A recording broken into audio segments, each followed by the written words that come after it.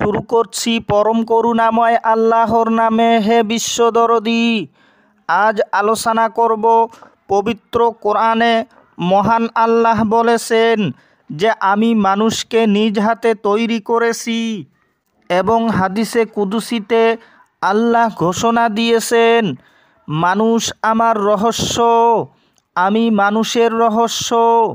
এ কথার তাৎপর্য নিয়ে আপনারা ধৈর্য সহকারে ভিডিওটি শুরু থেকে শেষ পর্যন্ত শুনুন। দেখুন দরদী, এই মানুষের মাঝেই আল্লাহ আছেন, কেননা দয়াময় আল্লাহর গুপ্তভেদ প্রকাশের অন্যতম মাধ্যম হল মানবজাতি। সেই অর্থে মানুষ আল্লাহর প্রতিনিধি এবং মানুষ এক রহস্যময় সৃষ্টি, কেননা সকল কিছু সৃষ্টির বেলায় মহান আল্লাহ শুধু বলেছিলেন কুন ফায়াকুন, আর তখনই হয়ে গেছে। কিন্তু মানুষের বেলা তিনি বলেছিলেন আমি মানুষকে নিজ হাতে তৈরি করেছি। সুতরাং মানুষ আর সকল সৃষ্টি এক নয়। মানুষকে আল্লাহ মানুষ থেকে বান্দা হতে বলেছেন। মানুষকে আল্লাহ বলেছেন তোমরা বিশ্বাসী হও, আর বিশ্বাসীকে বলেছেন তোমরা আমার ইবাদত করো। ইবাদত করতে করতে যারা মুমিন হয়েছেন তাদেরকে আল্লাহ বলেছেন তোমাদের কোনো ভয় নেই, তোমরা আনন্দে আমার জান্নাতে থাকো।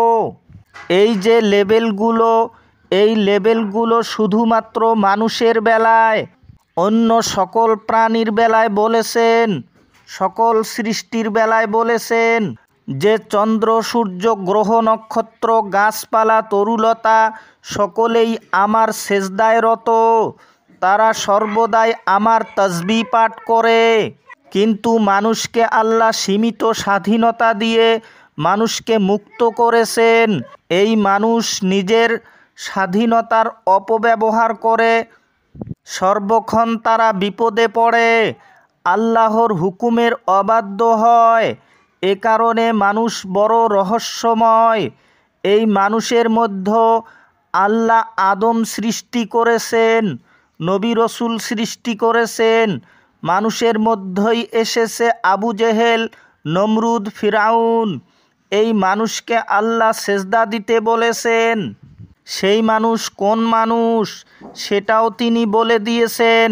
সূরা হিজরের 29 নম্বর আয়াতে তিনি বলেছেন যখন আমি আদমকে একেবারে ঠিকঠাক করে নিব তখন আমার রুহু ফুৎকার করব এবং তোমরা তার সামনে সেজদায় পড়ে যাবে।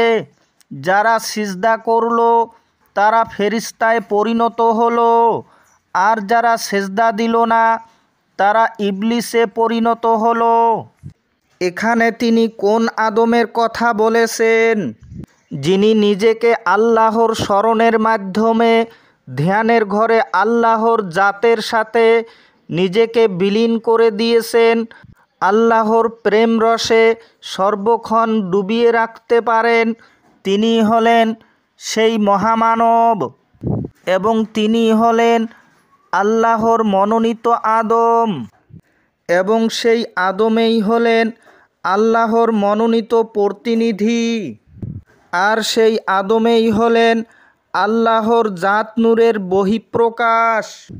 আশা করছি বুঝাইতে পেরেছি। সকলে ভালো থাকুন, সুস্থ থাকুন। খোদা হাফিজ।